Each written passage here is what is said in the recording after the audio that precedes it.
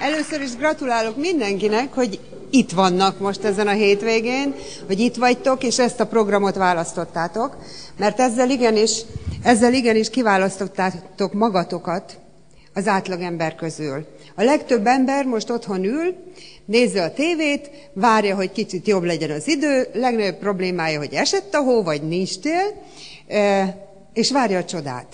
Mi meg itt vagyunk, és valamit akarunk az életünkkel kezdeni, és én úgy gondolom, ha te most új vagy, akkor érezheted, hogy egy nagyon jó csapatba kerültél ide be. Én először is szeretném átadni a páromnak az üdvözletét és a gratulációját. Ő most Kijevben van egy ugyanilyen találkozón, és ott is ünnepeljük az eddigi eredményeket, és kicsit oktatjuk az újakat, átadunk valamit a tudásunkból, vagy a tapasztalatunk. Én nem is tudásnak nevezném ezt, inkább tapasztalatnak nevezném azt, ami nekünk van. Mert azt gondolom, hogy tanulni egy egész életen át tartó folyamat, és az okos ember az megpróbálja úgy élni az életét, hogy a legtöbbet profitálhassa a legtöbb szituációból, vagy minden szituációból, ami körbeveszi az életében. Én azt gondolom, hogy egy nagyon érdekes téma az, amiről nekem ma beszélnem kell, és nagyon sokat törtem a fejem, és készültem, és olvasgattam utána, hogy valami olyan megközelítésbe tudjam ezt nektek átadni, hogy ez az új ember számára is érthető legyen, hiszen ez az én témám, ez tulajdonképpen nem más, mint a csapatjáték, ez a legfontosabb eszenciája ennek az üzletépítésnek. Én azt gondolom, hogy rengeteg olyan vezető ül itt az első sorokban, és ott hátrébb is, akiknek megvan a szakmai tudása, az elkötelezettsége, a felkészültsége, a fegyelmezettsége, és mindenféle olyan tényezője, amiről Ari is itt beszélt, itt az MC-k is arról beszéltek, hogy a sikerhez mennyi mindenre szükség van. Egy csomó tulajdonságot ki kell fejleszteni magunkban, és fel kell venni olyan szokásokat, amik eddig nem biztos, hogy a mindennapjaidnak a részei voltak. Kicsit tudatosabbá kell tenni az életet, hogyha az ember valamilyen célt szeretne elérni. És úgyhogy én azért gondolom, hogy nehéz helyzetben vagyok azért ezzel a témával, mert igazából ezt a felépítés, nem keresztvonalazás és konzultációs témát, ezt úgy menet közben, amikor már elkezd az ember gyakorolni, akkor lehet ezt igazából megérteni, és elkezdeni megtanulni. De ebbe is vannak nagyon jó példák előttünk, és azt gondolom, hogy a feladat az, hogy lesd el azoktól, akiknek a legjobban megy az üzlete, hogy ők hogyan csinálják, mit csinálnak. A technikai lépéseket mindnyájan tudjuk, ezeket nagyon könnyű megtanulni. De a siker az mindig azon múlik, hogy egy bizonyos munkát hogyan végzünk el. Milyen ennek a minősége? Milyen ennek nem csak a szakmai színvonala, hanem az emberi színvonala, a megközelítési színvonala, hogy mit akarsz valamilyen szituációban meglátni. A felépítés egy olyan eszköz a kezedbe, ami a te üzletedet egyszerűen szárnyra keltheti. Tehát ettől kezd el valakinek szárnyalni az üzlete, ha ezt az alapelvet, ezt a 3 dolgot igazán jól csinálja. Nekem nagyon egyszerű példáim vannak arra, hogy miért a saját üzleteddel kell foglalkozni, és miért ne keresztvonalazz, mert egész egyszerűen magadtól lopod az időt. A magad sikerétől, a magad haladásától lopod az időt, ha nem azzal foglalkozol, hogy mi visz téged előre, hanem azzal foglalkozol, hogy másokat kritizálj. Először is induljunk ki abból a helyzetből szerintem, hogy mindnyájan emberek vagyunk, és mindnyájan nagyon erősnek és nagyon magabiztosnak akarjuk magunkat mutatni, főleg azokban a szituációkban, amikor kritikát érzünk valakitől irányunkba. És azt gondoljuk, hogy menj már a fenébe, ki vagy te, hogy engem kritizálj, majd én tudom, és én felnőtt vagyok, és stb. Holott mindig arról beszélünk, hogy alapvetően legtöbb embernek az a problémája, hogy nincs elég önbizalma ahhoz, hogy sikeressé tudjon válni. Nem hisz magába a legtöbb ember. És milyen érdekes ez a kettősség. Hogyan lehet, hogy mégis megjöjjön az önbizalom, és mégse elszálljon velünk a csikó. Ehhez nagyon jó eszköz a felépítés. És nagyon jó, hogy ebben az üzletben tudunk ezzel a témával külön foglalkozni, és oda tudunk erre figyelni, mert az életed minden területén sikeresebbé fog tenni, ha megtanulsz néhány olyan dolgot, ami itt működik. A felépítés része. Először is ott kezdődik, hogy találj értéket mindenben. Mindegy, hogy néz ki elsőre. Ez az üzlet, ez egy egységcsomag. Az FLP több mint 30 éves múlttal rendelkezik. Milliókat tett sikeressé a világon, évről évre 15-20%-os forgalomnövekedés van, úgyhogy ha neked van valamelyik termékkel problémád, vagy valamilyen árral problémád, vagy azzal problémád, hogy most miért nincs ilyen rendezvény, és miért olyan lesz, akkor egész egyszerűen gondolkodj csak el azon, hogy eddig nélküled is megvolt ez az üzlet, és innentől kezdve is valószínűleg neked lesz jobb, neked lesz mérhetően sokkal jobb a saját helyzetedhez képest, ha megtalálod, hogy miért pont a Forever. Ha megtalálod azt, hogy a te szponzorodnak mik az értékei. Mert hogy emberek vagyunk, és nagyon szeretünk kritizálni. És 10-szer jobban ragad a negatív, mint a pozitív. És igenis, hogy könnyű a másikra azt mondani, hogy hoppá, hát most elkésett, hoppá, hát még ezt kifelejtette a marketingből, vagy azt nem mondta el. Te is emberből vagy, meg én is, és néha elfelejtünk dolgokat. Nem tökéletesnek kell lenni, hanem lelkesnek kell lenni. És azt gondolom, hogy a lelkesedés fogja hozni az embereket a közeledbe. De mivel ez az egész üzlet csapat eredményekből áll össze, csapatmunkából áll össze, csapatot kell építeni. És ehhez az egyik legjobb eszközöd a felépítés lesz.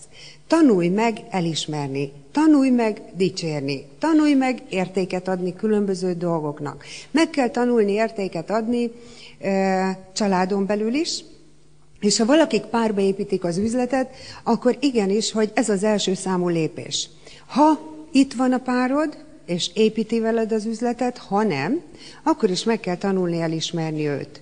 Hidd el nekem, holnaptól kezdve próbáld ki, hogyha nem örökké kritizálsz valakit, hanem megdicsérsz, elismersz, annál inkább meg akar neked felelni, és annál nagyobb teljesítményre lesz képes. És ennek az üzletnek ez az egyik fő alapelve. Mi nem azért szeretjük, hogy bemutatnak bennünket itt Istenként, mielőtt a színpadra jövünk, hanem azért szeretjük, hogy van felépítés ebbe az üzletben, mert sokkal hatékonyabban lehet vele dolgozni. A te saját üzleted lesz sokkal dinamikusabban növekvő, hogyha megtanulsz a felépítéssel élni. A felépítés nem azt jelenti, hogy agyon kell dicsérni embereket, a felépítés azt jelenti, hogy az értékeiket el kell mondani, meg kell ismertetni másokkal. A felépítés igazából azt gondolom, hogy arra kell, hogy szolgáljon, hogy valakit kíváncsivá tegyünk valamire vagy valakire. Mert amit én személyesen nem tudok elérni valakinél, az biztos, hogy egy harmadik személy el tudja érni. Tehát önző érdeked, hogy megalázkodj, és igenis tanulj meg elismerni, és felépíteni, és nem csak a szponzorodat, és nem csak a felső vonaladat, hanem a párodat, az üzlettársaidat, a CD-ket, a könyveket, az ilyen találkozókat, a mindenféle találkozót, a kvalifikációs találkozót, és azt gondolom, hogy a felépítés az nem csak szavakkal történik, és elsősorban nem csak szavakkal történik. Én nem tudom, hogy te hogyan csinálod ezt, vagy mennyire vagy új ebbe az egészbe, de én azt gondolom, hogy a felépítés azzal kezdődik, hogyan nézünk ki.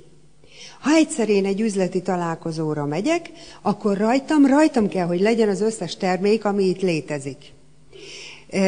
Így kezdődik, mert fel kell, hogy építsem a saját üzletem. És ha én azt várom valakitől, hogy 100%-os felhasználó legyen, akkor én vagyok az először. Tehát megint oda jutottunk, hogy tőled működik minden. Tőled működik a lehető legjobban, vagy tőled működik kevésbé jól valami. A felépítés minden pillanatban ott van velünk. Ez egy olyan eszköz, ami mindig, mindenkor tud téged segíteni. Csak vedd észre, hogy ott van neked, és használd ezt a részét, hiszen én azt gondolom, hogy a világon a legnagyobb sikerek, azok mindig abból adódtak, hogy valaki eldöntötte, hogy akar valamit. Aztán talált egy olyan helyet, olyan képzési rendszert, olyan eszköztárat magának, ami segítette őt a céljának a megvalósításában. A legtöbb sikeres embernek a világon, a legnagyobb sikerű embereknek, a 99%-uknak volt vagy van mentora. Mi magyarok ebben nem vagyunk túlságosan jók. Mi magyarok nagyon öntudatosak tudunk néha lenni, és nagyon nehezen akarjuk elfogadni azt, hogy felnőtt emberként esetleg tanítsanak bennünket, vagy esetleg változtatni kelljen, vagy esetleg valami kényelmetlenebb, mint tegnap volt. Pedig, ha többet akarunk elérni, akkor valamiket másképp kell csinálnunk, és ehhez kell bizonyos fokú alázatosság, és először adnunk kell, hogy utána kapni tudjunk, és ez a felépítésnek is az egyik lényeges dolga, hogy először adnod kell. Elkezdjük az üzletet, és nagyon, minden új körülöttünk. Én emlékszem rá, hogy amikor elkezdtük a multilevelt, akkor egész egyszerűen nem értettünk semmit. Csak mondták nekünk, hogy ha jön a szponzorod, akkor neki legyen parkolóhely foglalva. Nem baj, hogy 25 vendéged jön, és a legjobb barátaid, de a szponzorodnak legyen foglalt parkolóhelye. Segíts neki behozni a táskáját. Segíts neki felállni. Most már nem nagyon tábla van, most már kivetítő, meg laptop, meg ilyen technikai kütyük vannak, de valahogy éreztetnünk kell az emberekkel, a jelöltjeinkkel, már az első pillanatban, hogy ebben a témában ők tanulhatnak, attól az embertől, aki eljött nekünk segíteni. És nem azért, mert különb, hanem egész egyszerűen azért, mert ebbe a témába, ezen a területen neki sokkal több a tapasztalata, keres már belőle pénzt, vagy vagyont szerzett már belőle, attól függ ki a szponzorod, vagy milyen régen van az üzletben, de attól függetlenül, hogy valaki tegnap kezdte az üzletet, vagy 15 évvel ezelőtt, ettől függetlenül van miért felépíteni. Lehet találni dolgot, amiért felépíted. Vigyázz a felépítésre, mert egy kétélű fegyver. Ha valakit túlépítünk, akkor úgyis előbb-utóbb kiderül az turpisság, tehát saját magadat fogod hiteltelenné tenni és leépíteni azzal, ha valakiről kiderül, hogy nem felel meg annak a felépítésnek, amit elmondtál róla. Tehát a felépítés ezért egy érdekes, vagy először ilyen megfoghatatlan téma volt számomra, hogy megtalálni adott szituációba azt az értéket, ami helytálló és elismerésre méltó. Tehát, ha a te szponzorod előtted egy héttel vagy egy nappal kezdte az üzletet, akkor nyilván nem azt tudod elmondani róla, hogy vagyonokat keresett már ebből az üzletből, hanem azt tudod elmondani, figyeljetek, ő nagyon nagy segítségemre van ezen az úton, ő ismertetett meg ezzel a lehetőséggel, és én hálás vagyok ezért neki. És az ember, egy a lényeg a felépítéssel, megkaphatod az emberek figyelmét. A felépítést először adod a szponzorodnak, a felsővonaladnak, és mindenkinek, a termékeknek, a cégnek, a férjednek, a feleségednek, hogy aztán kaphass. Ez egy oda-vissza játék, pont azért, hogy egymást tegyük erősebbé. Ez az egész üzlet egy nagy csapatjáték. És nagyon érdekes gondolataim vannak, amikor valakit hallok beszélni, és a szponzorát épp hogy megemlíti, de a csapatáról órákat zeng. Figyeljetek, én tudom, hogy együttes teljesítmény eredménye ez az üzlet. Én tudom, hogy egyedül Attilával ketten soha nem lettünk volna gyémántok. De azt is tudom, hogy mi hívtuk meg az embereket, mi segítünk nekik, mi törődünk velük, és mi tanítottuk meg, hogy lehet ebből az üzletből pénzt keresni. Én nem várok ezért igazából hálát, de nekik se kell tőlem hálát várni. Miért? Mert mindnyájan profitálunk egyformán a dologból. De kitől tanulok én, amit meg tudok tanítani az üzlettársaimnak? Hát a szponzortól. Tehát, ha együtt vagyunk egy helyen, ki kell, hogy a legfontosabb legyen nekem. Ha nem vagyunk együtt egy helyen, akkor is ki kell, hogy a legfontosabb legyen nekem. A szponzor. Tehát tanuld meg ezt a dolgot, és értsd meg, hogy ez nem azért van, mert mi szeretnénk személyi kultuszba élni, vagy szeretnénk valami Istennek hinni magunkat. Sőt, óva intelek attól, hogyha elkezdenek téged dicsérni és felépíteni, óva intelek, hogy mindent elhiggy magadról. Mert akkor nagyon nagy bajba kerülsz. Most ez így nevetségesen hangzik, azért csinálunk mindent, hogy valaki dicsérjen meg és ismerjen el bennünket, és végre megkapjuk a dicséretet. Figyelj, lerázni se szabad magadról teljesen, mert akkor nem épít téged a dicséret.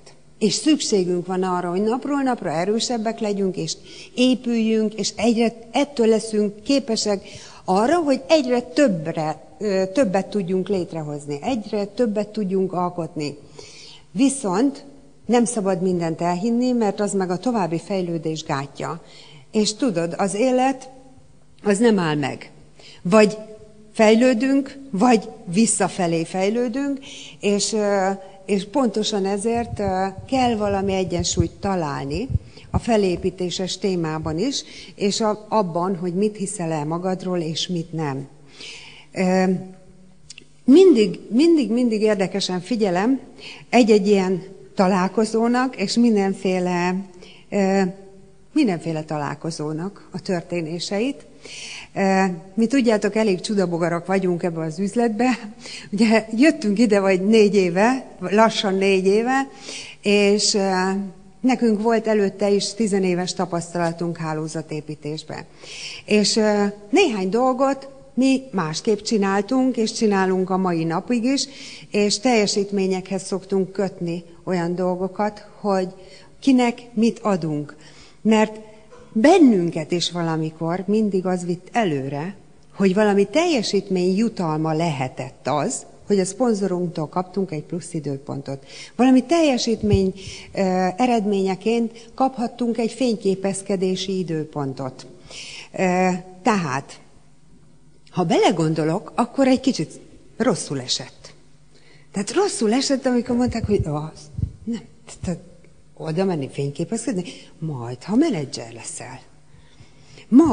Majd, ha szenior leszel, akkor majd kaphatsz egy konzultációs időpontot a Gyémántól, a Szóringtól.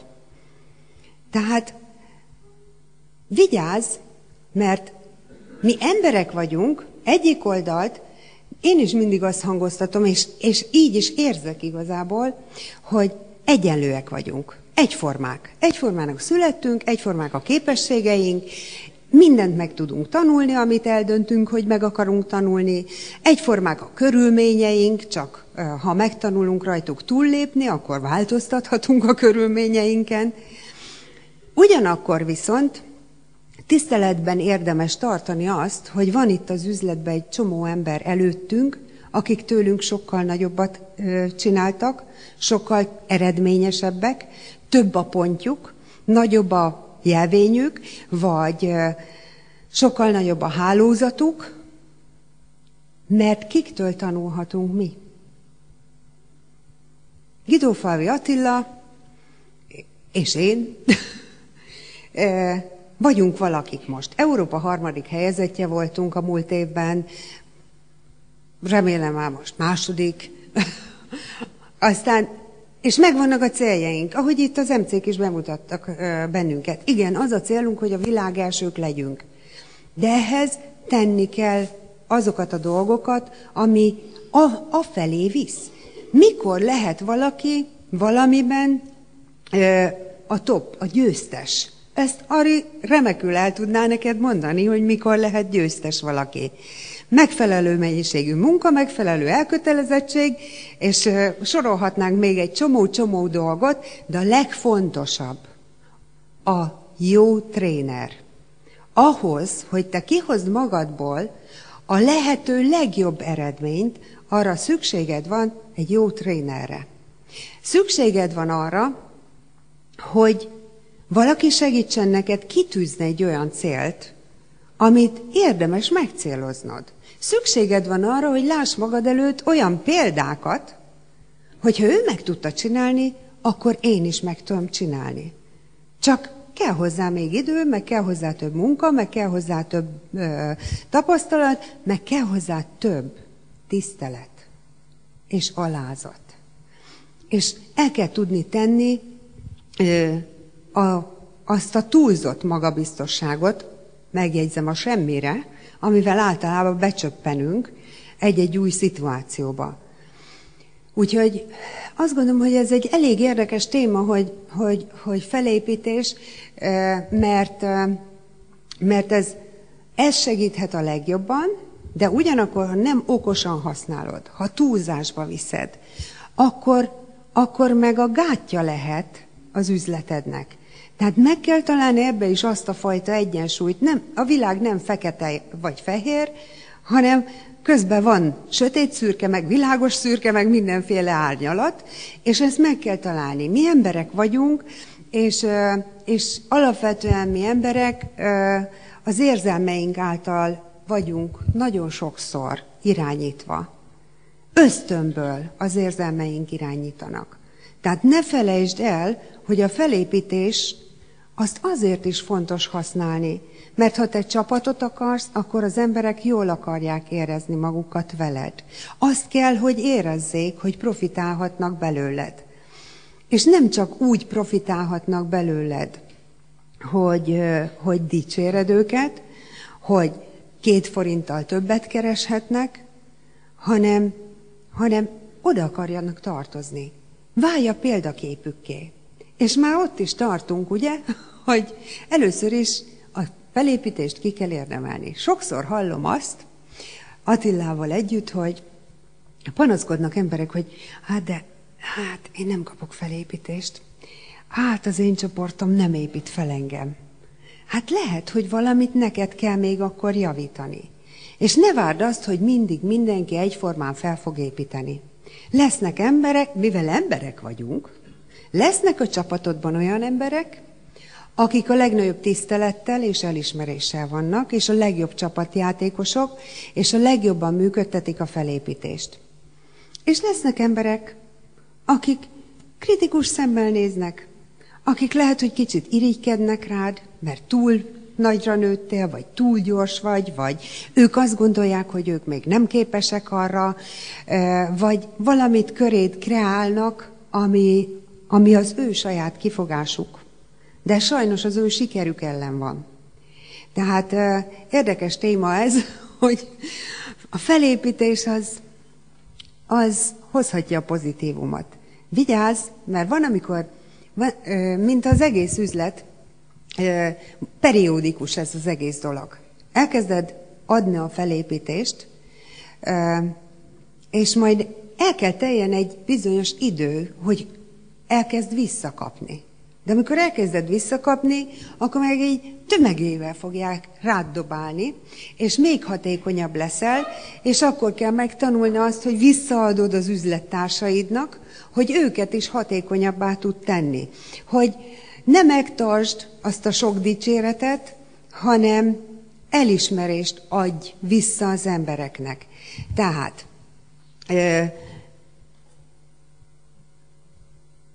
itt van az a szituáció, amikor meg kell találni azt, hogy hálás vagyok a csoportomnak, vagy arról beszélek, hogy van egy olyan frontunk, aki 3 év alatt akkora hálózatot épített fel, hogy most Eagle Zafir, és hogy majdnem $30,000 alatt nem nagyon keresnek havonta, és hogy van 3 gyerekük, közbeszületett a 3. gyerek, és hogy ők Kazahsztán topjai, és most figyeljük, mert ez még az utolsó év, hogy ugye március végével záródik a Super Rallyra a kvalifikáció, és figyeljük, mert nagyon ott vannak a határon, hogy 7500 pontosak legyenek.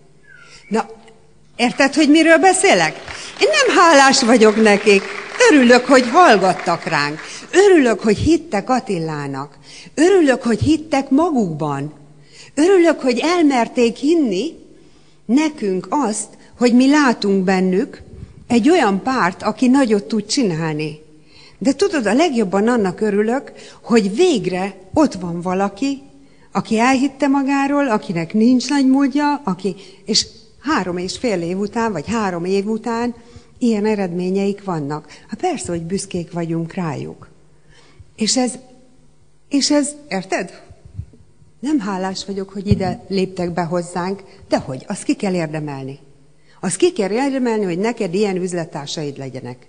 Én azt gondolom, hogy ahhoz kell egy olyan attitűd, kell egy vezetői hozzáállás, kell hozzá egy olyan szemlélet, amit te itt láthatsz Mikiben. Én láthatom Guidó-Fajú Attilában folyamatosan. És tudod, ez a felépítéses téma, ez érdekes, mert itt én azt gondolom, mindig mindenhol van mit tanulni. De nekünk itt Magyarországon még inkább résen kell lennünk erre a témára, még inkább nagyon finoman kell ezt kezelnünk, és egyre jobban alkalmazni a mindennapokba, mert ez az üzlet, ez egy fantasztikus lehetőség. Ez a marketingterv az egyik legjobban fizető marketingterv, ami létezik a világon. A termékeink olyanok, amik 30-valahány éve megállják a helyüket. Sőt, olyan fejlesztések vannak, amiért Nobel-díjat kaptak a felfedező orvosok. És sorolhatnád még. Érted, hogy mi a felépítés? Adj értéket valaminek. Adj értéket, hogy az emberek kíváncsiak és nyitottak legyenek rá. Találd meg, hogy miért lenne érdemes pont ezt a terméket használni, pont ezt az üzletet építeni, pont rád hallgatni, vagy pont a szponzorodra hallgatni. Miért lenne érdemes pont arra a rendezvényre eljönni? Az embereket nem az érdekli, hogy azt mondja, lesz egy szeminárium, gyere velem. Az embereket az érdekli, hogy te figyelj, tudom, hogy piszkálja a fantáziádat ez az üzlet. Tudom, hogy hiszed is, meg nem is. Mert a legtöbb ember így van, míg neki nem kezd komolyan. Tudom, hogy akarod is, meg nem is. Tudom, hogy szeretnéd. És azt is tudom, hogy én nem vagyok számodra egy megfelelő példa. Én tudom, hogy azt gondolod rólam, ha kezdő vagy, akkor mit gondolnak rólad? Tudom, hogy azt gondolod rólam, hogy én még nem tettem le az asztalra semmit. Én nem is várom, hogy nekem higgy. Gyere velem, el tudlak vinni egy olyan helyre, ahol meg tudod látni, hogy működik ez az üzlet, azoknak, akik komolyan veszik. Azoknak, akik az elmúlt 1-2 évben komolyan vették. Hogyan működik ez a te féle fiatal generációnak? Hogyan működik ez a te korosztályodnak, ha tök mindegy, hogy fiatalról vagy idősről van szó. Hogy működik ez az orvosoknak? Vagy hogy működik egy olyan egyszerű embernek, akinek egész egyszerűen az élete 15 évvel ezelőtt abban a stádiumban volt, hogy valamit változtatni akart. Ült a munkahelyén, ült a kis vidéki bakterházba, és azon törte a fejét, hogy egy egész életet úgy kell leélni neki, hogy dolgozzon ilyen 24-48-as váltásba egy átlagfizetésért, és mindenkitől, a társadalomtól és mindenkitől el van zárva, vagy pedig valamit változtatnia kell. Valamit alkotni akart. Valamiből többet akart látni a világból. Nagyobbat elkezdett álmodozni. És egyszer csak megtalálta ezt a lehetőséget. És ő ma a világon egy olyan karakter ennek az üzletnek, ahol akit a világ minden tájékán ismernek. Akinek 5-6 éven keresztül az elmúlt években a legnagyobb 13. havi csekkje volt. Akinek a legnagyobb szíve van. Aki teljesen érzékeny mindenféle emberi kapcsolatra, és mindenkire van egy perce, és mindenkire oda tud figyelni, És beszeretném neked mutatni, vagy legalább szeretném, ha élőbe hallanád a színpadról a Berkics Miklóst, mert ő egy legenda ebbe az üzletbe. Érted, hogy miről szól? Érted, hogy neked tud ez működni? A mi barátaink ránk nem akarnak hallgatni. De Mikire hallgatnak, képzeljétek el. Hogy van ez? Valószínűleg azért, mert vannak értékei, amiket elmondtunk a barátainknak. Valószínűleg azért működik ez így. Valószínűleg azért akarnak megfelelni a mi üzlettársaink Mikinek, mert tudják, hogy az Attila számára egy érték, mert tudják, hogy amikor Attila most Kijevből hazajön, és holnap leszáll a repülőről, akkor az első dolga lesz, hogy még a kocsiból felhívja Mikit, és el fogja mondani, hogy hányan voltak ott, mi történt, hány új eredmény született, és milyen szintek vannak, és hányan jönnek a Go Diamondra, és beszámol mindenről a szponzorának. És akkor már ott vagyunk a következő témánál, hogy konzultáció. Na most a konzultáció az egy érdekes dolog. Hát örüljünk neki, hogy van. Sok ember azt hiszi, hogy kötelező konzultálni. Hát, ha sikeres akarsz lenni, akkor vedd magadnak kötelezőnek ezt a dolgot. A te érdeked, hogy konzultálj, hogy rendszeresen bevonj valaki tőled sokkal sikeresebb embert abba, hogy tudnád még eredményesebben csinálni a dolgaidat. Nem arról van szó, hogy te nem tudod megítélni a saját szituációdat. Nem arról van szó, hogy te valamit nem tudsz elég jól csinálni.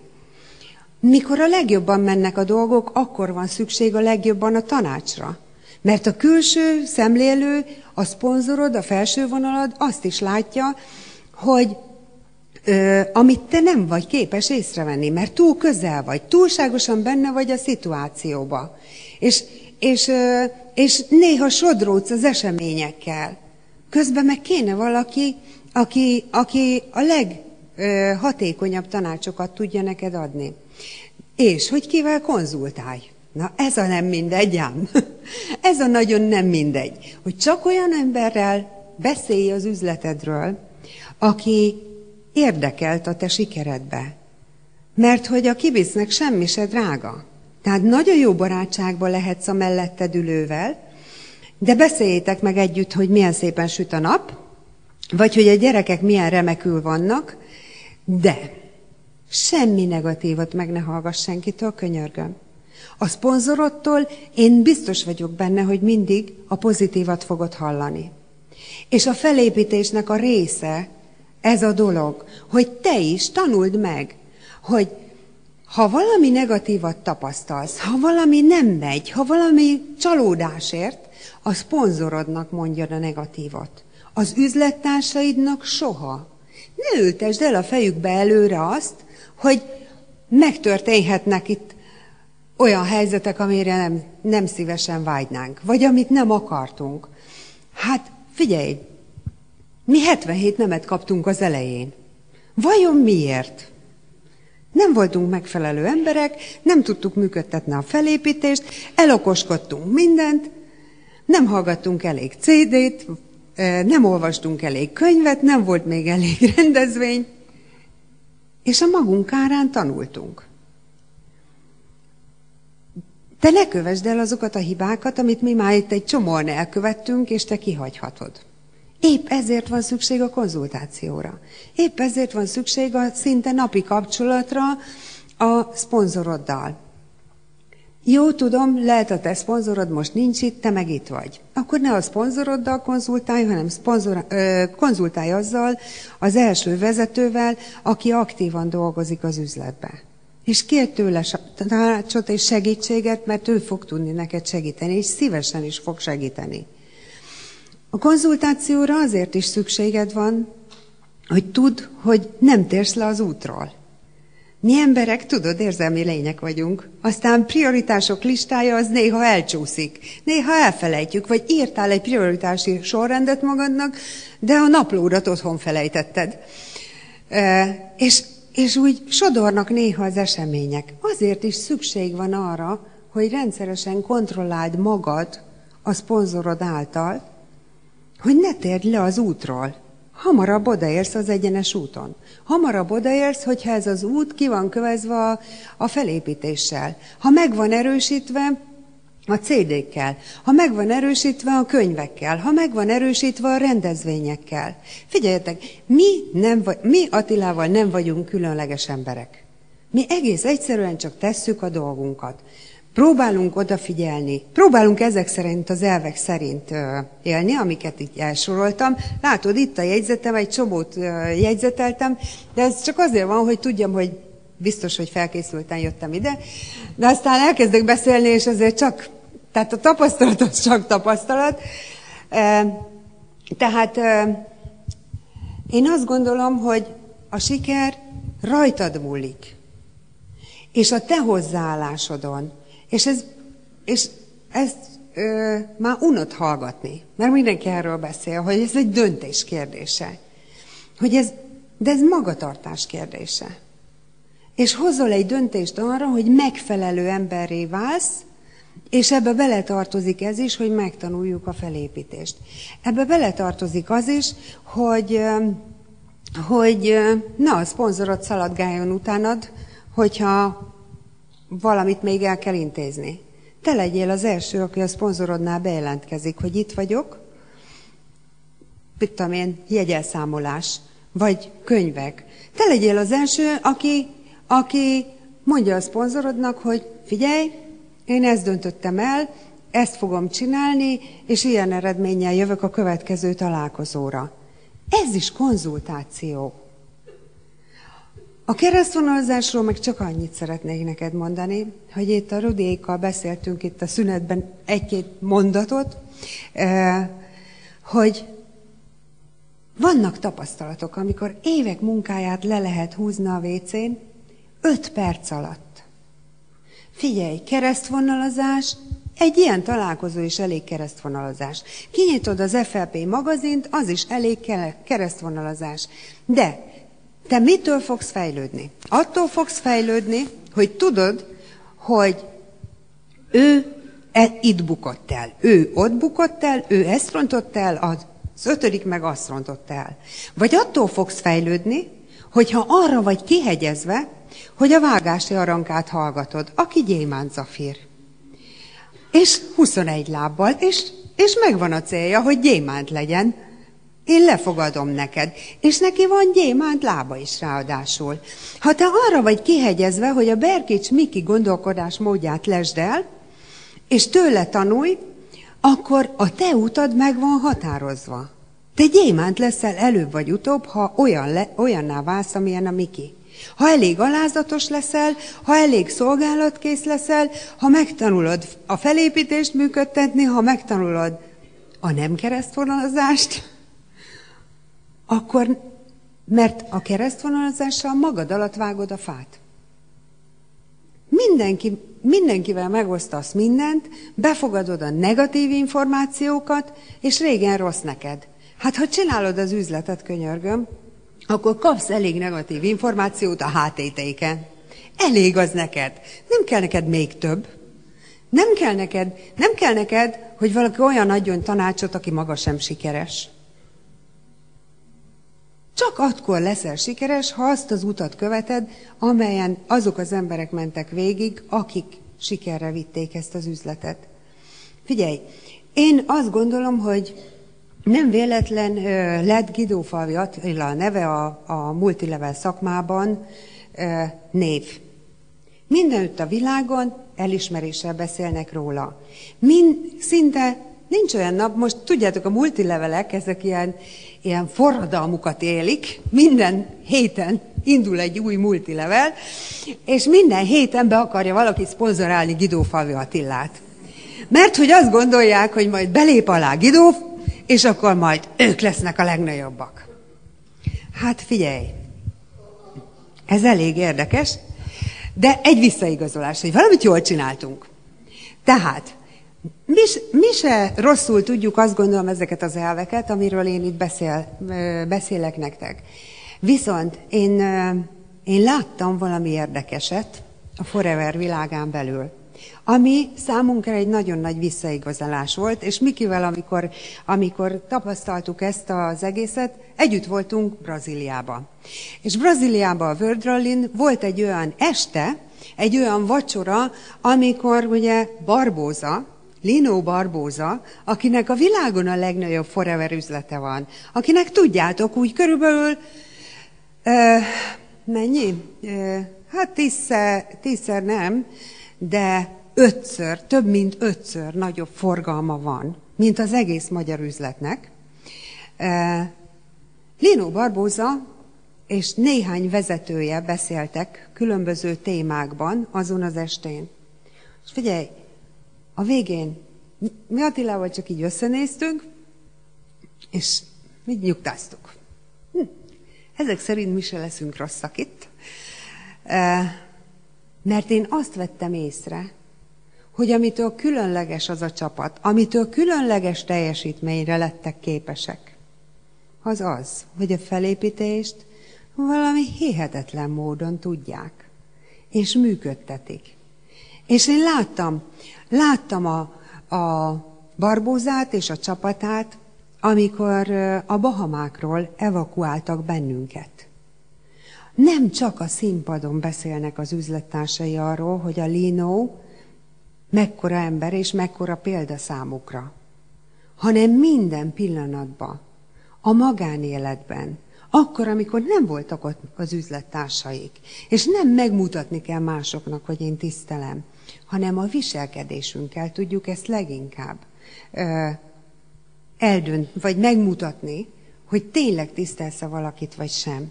És én azt gondolom, hogy teljesen mindegy lenne, hogy a Berkics Mikinek milyen a személyisége.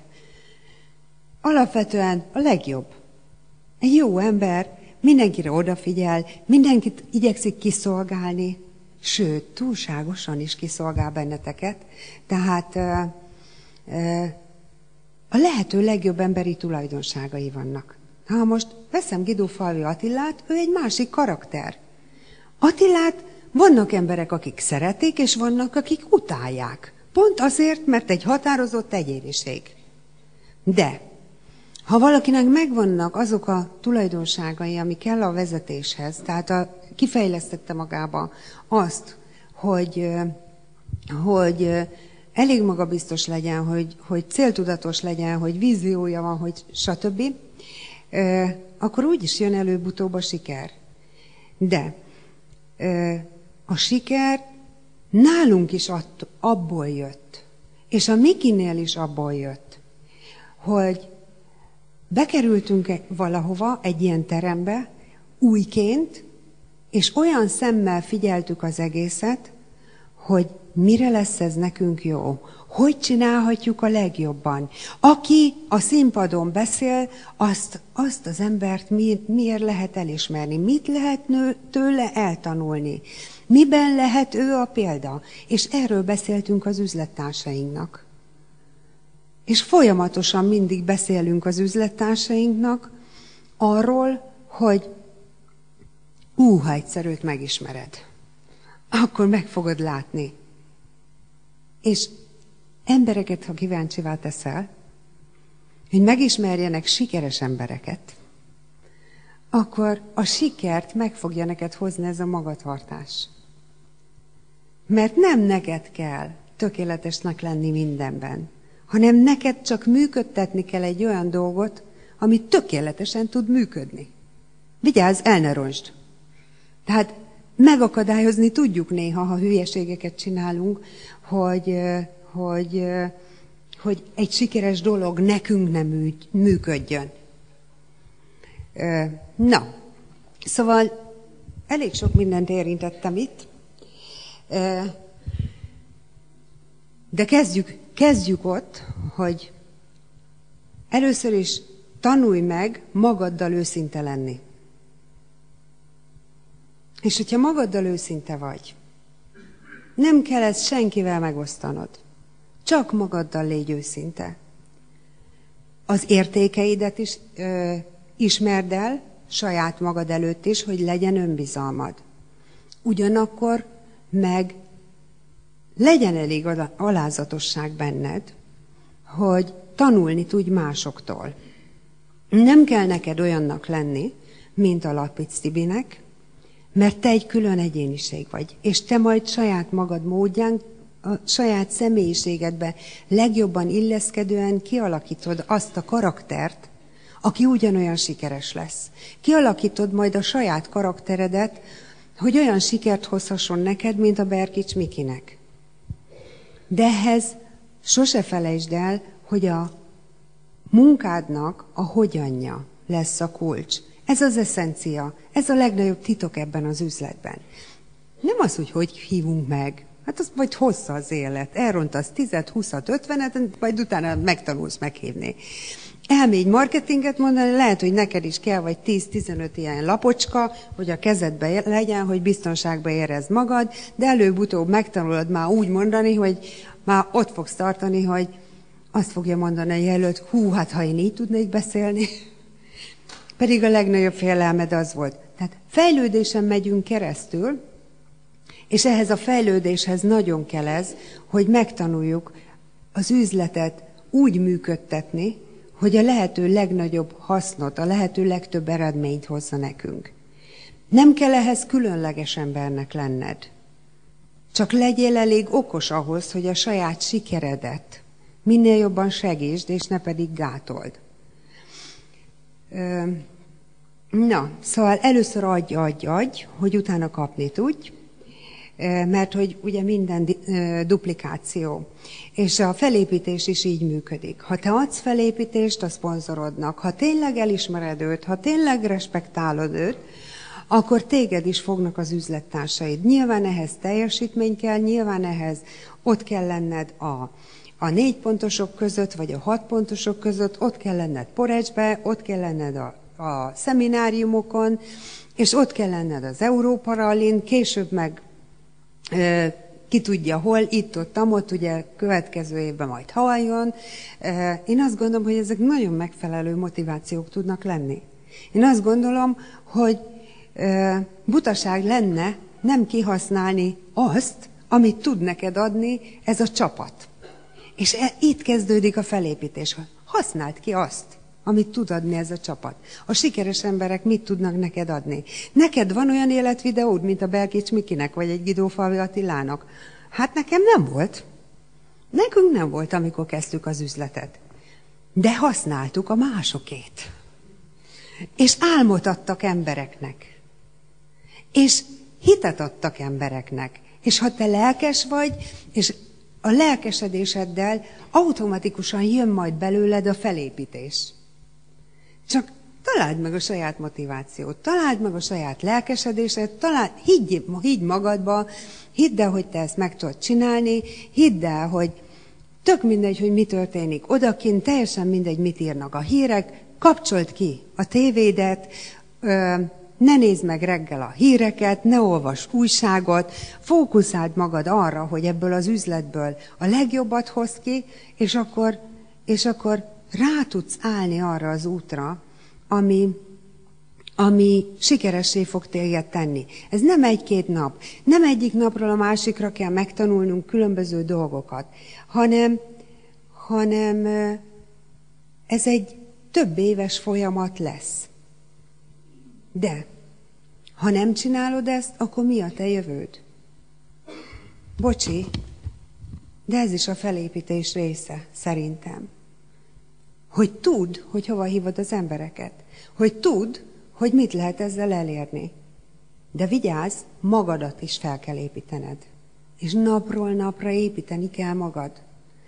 Mert kell, hogy egyre értékesebb legyél. Kell, hogy egyre többet tudj adni az embereknek. Kell, hogy ha azt akarod, hogy téged is elismerjenek, ehhez kell, hogy neked a teljesítményed eredményeket hozzon.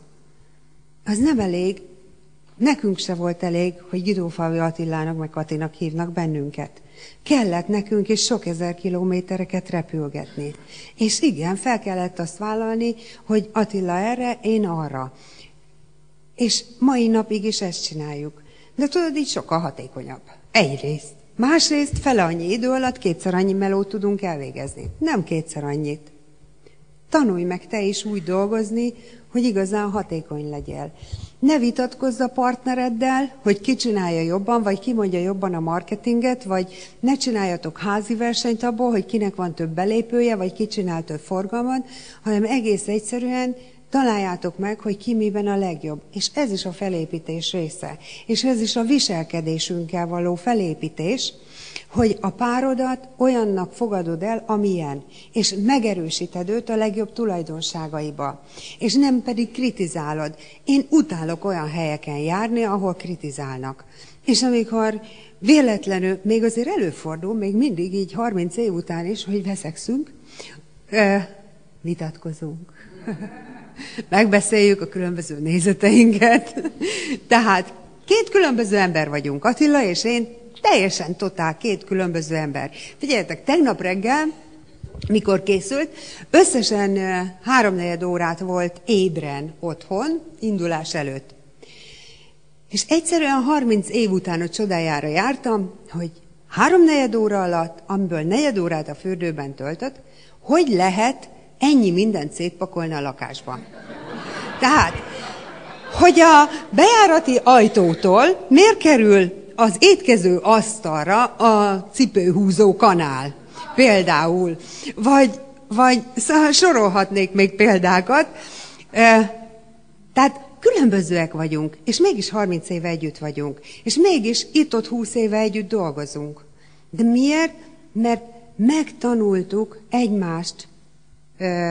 egymást elfogadni. Nem akarom a saját képemre formálni. Ő se akar a sajátjára, hanem megelégszünk azzal, hogy egymást dicsérgetjük.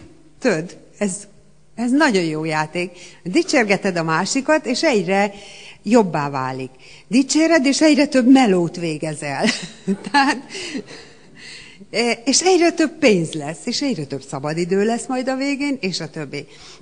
És az üzlettel is így leszel. Ha megtanulod felépíteni, dicsérni, lelkesedni érte, ha, ahogy mondtam, nem csak így beszélsz róla a semmibe, de közben nem gondolod komolyan, hanem tényleg lelkesedésből, őszintén, elismeréssel tudsz, hálásan tudsz gondolni erre a lehetőségre, akkor jönni fog a felépítés. Ha meg jön a felépítés, akkor meg jönnek az eredmények, mert ez a vonzás törvénye, hogy ott vannak az emberek, ahol jól érzik magukat, ahol dicsérik őket, ahol elismerik őket. Tehát én nem akarok kritikát hallani, de az én párom se akar kritikát hallani. Tehát otthon kezdődik. Gyakoroljatok ti is egymáson. Mi is egymáson gyakorlunk sokszor. Néha van, hogy állj, mert most ezt nagyon elrontottuk. Kezdjük előről. De ez mindenkinek van. Tehát hidd el, hogy nagyon alapdolgokból, és ami úgy belülről, ösztönszerűen is jön sokszor az embernek. Az a belső jó, az a hang, ami úgy jön, és hogy épülj belőle. Azt kéne elővenni, és azt kéne használni. Tehát kezd ott, hogy úgy jelensz meg, úgy öltözöl fel, úgy fogadod a szponzorod, ahogyan azt kell. De mit várnál el, amikor mégy marketinget tartani? Te hova érkeznél szívesebben? Ahol szívesen várnak, ahol leültetnek, ahol megkínálnak egy pohár vízzel, vagy egy kávéval, vagy tejával, ahol téged megdicsérnek, és ahol ott ül 15 vendég, vagy egy olyan helyre mennél el szívesebben, már 5-ször is, ahol a vendég sokkal fontosabb, mint te. Hát persze, hogy fontos a vendég, mert csak egy ül ott, nehogy véletlenül elszaladjon. Tehát ez is a felépítés része. Hány embert hívsz meg a marketing tervre, amikor megy a szponzorod hozzád? Tegyél meg mindent azért, hogy te elismerésre érdemes legyél. Mert ez fogja hozni azt az eredményt, ami aztán a pénztárcádat is megtömi. ami aztán képessé tesz arra, hogy a te garázsodban is legyenek Lamborghini, meg Ferrari, meg Porsche, meg mit tudom én, milyen kocsik a te álomautóid. Hogy képessé tegyen téged arra, hogy ha gondolsz egyet, akkor élhess a hobbiaidnak. Hogy mit tudom én, legyen hómotorod. Most ez csak egy hülye példa, de nekünk a legközelebbi hét, tudod, ez a hétvége, ez munkával telt. És ez is a felépítés része valahol, hogy szervez az életed. Felépítettük egymást, most alkalmasak vagyunk külön munkára is. Igaz, hogy Attila sokkal jobb nálam, sokkal hatékonyabb, sokkal jobban tud álmot adni az embereknek, sokkal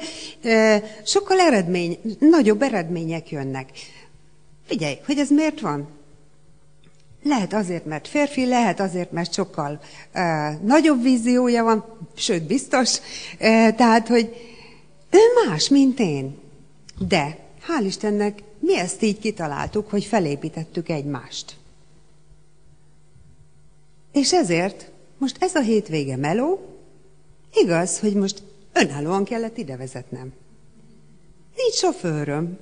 Lehetne mondjuk, de nincs sofőröm, mármint a férjem nem a sofőröm most. Ő elrepült Kijevbe, és ő is dolgozik, de ezért cserébe jövő hétvégén mind a ketten elmegyünk Romániába, hegyek, félméteres vagy méteres már a hó, ott várnak a hómotorok, és 3-4 napig csak hobbinknak élve jól kitornázzuk magunkat a hószánokon. Tehát nem tudom, hogy a te hobbid mi? Ha neked az, hogy tengerparti házad legyen, és ott nyaralhass télen, akkor az fog motiválni. Sosem szabad a szem elől téveszteni a céljainkat, mert ezek fognak elvinni előre. Sose felejtsd el, hogy ennek a csapatnak a legnagyobb erőssége abban rejlik, hogyha jól összefogunk. És hogyha egymást erősítjük, és hogyha egymás értékeit elismerjük, és ha örömmel jöhetünk össze, mert profitálni fogunk egymásból. Mert figyelj, szép dolog a barátság. De én az elmúlt 30 év alatt azért azt láttam, hogy amikor a pénz és a barátság van együtt ebbe az üzletbe, akkor mind a kettő nagyon jól tud működni. Ha nem úgy működnek a dolgok, és nem annyit keresnek az emberek, amennyit szeretnének, akkor a barátság is egy kicsit lazul. Tehát a pénz, tehát az eredmények és a pénz fogja meghozni a még szorosabb és még felhőtlenebb barátságot. Úgyhogy, ha szeretnénk jól érezni magunkat, akkor használjuk ki azt a törvényszerűségét az életnek, hogy összefogásban az erő. És minél erősebbé építsük fel magunkat. Mert ha szétszabdaljuk magunkat, egyenként törékenyek leszünk, egyenként előbb-utóbb ránk unnak az emberek, egyenként előbb-utóbb nem tudunk hatékonyak lenni. Nekünk mi ezért működtetjük úgy a mi üzletünket, hogy nálunk egy évben van 3 hétvégi szeminárium, amikor is viszont mindegy hány ezer kilométeres körzetből kell összeszedni a csapatot, de akkor egy helyen vagyunk, egymást erősítjük, az összes eredmény ott van, az összes siker ott van, az összes motiváció ott van, az összes tapasztalat oda kerül egy helyre, és egységben az erő, és utána az kitart következő 4 hónapra, és aztán megint összejövünk, és megint erősítjük egymást, és örömmel és elégedettséggel tölt el mindenkit az, hogy közösen úgy döntöttünk, hogy használunk egy ilyen rendszert, egy ilyen szisztémát, ami még inkább megadhatja a felépítést mindenkinek. Miért? Mert saját magadat is fel tudod építeni. Nem azzal, hogy magadról beszélsz ódákat. Figyelj, Miki mivel építi fel magát? Hát azzal, hogy itt mindenki az ő üzlettársa. Ezt a rendezvényt ő megszervezte valamikor nagyon régen úgy, hogy voltatok itt, mit tudom én, 50-en, 100-an? 30-an az elsőn. És ezt fel kellett ehhez építeni. Vajon mit tud ő, amit te még nem? Az a megfelelő gondolkodás, hogyha nem arról gondolkodunk, hogy vajon mi a kurva nénikéjéből van Porsche-ja. Persze, vannak itt ilyen sokan, aztán így könnyű, a sok kis hangja neki dolgozik. Aha, próbáld ki! Tudod, mi a jó hírem? Azt imádom, mikor mondják nekem a multilevelle, hogy hát persze, azoknak jó, akik az elején kezdték, mert sok kis hangja nekik dolgozik. De figyelj, tudod, mi a jó hír? Hogy neked is lesz sok kis hangyád. Ha eleget dolgoztál, akkor rengeteg célokkal, álmokkal teli ember lesz az üzletedben, akik aztán olyan nagy üzletet építenek, amilyet csak elbírnak képzelni. Tehát itt vagy valami tökéletesen megalkotott üzletben. És tanuld meg elfogadni szőröstől, bőröstől. Felépítésnek ez a lényege. Tanuld meg egységcsomagként kezelni. Ne azt keresd, hogy lenne neked jobb. Mert ha sok millió embernek több mint 30 éve ez jó, ahogy így van, akkor valószínű, hogy ezzel nagy bajok nincsenek. Tehát tanuld meg ezeket az értékeket, amit itt kaphatsz. Embereknek úgy átadni, hogy kíváncsi legyen, hogy közelebb jöjjön. Hogy kíváncsi legyen, hogy betegye a lábát. Hogy elkezdjen benne dolgozni. És akkor felépíti ez a te üzleted. Úgyhogy ezek azok az elvek, amiket én gondoltam, hogy mindenképpen megosztok veled. De azért még belenézek, hogy mi az, amiről esetleg nem beszéltem.